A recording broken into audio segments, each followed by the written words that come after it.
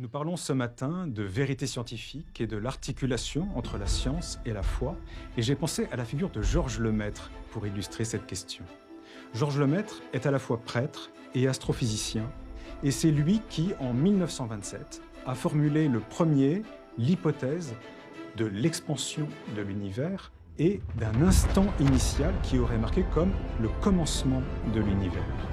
Alors cette hypothèse, à l'origine, qui depuis a été largement confirmée, nous la connaissons sous le nom de la théorie du Big Bang, qu'un prêtre catholique formule cette hypothèse d'un instant initial a suscité des réticences.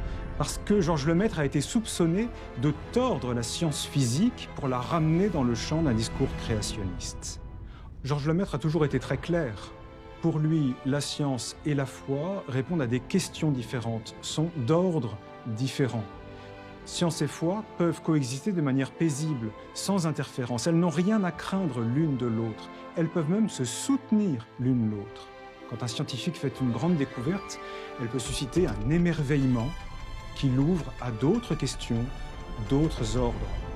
Inversement, un homme de foi peut trouver dans sa foi un optimisme et une détermination qui l'encouragent à poursuivre ses recherches.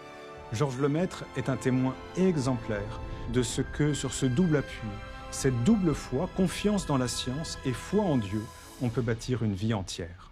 Ah, cette double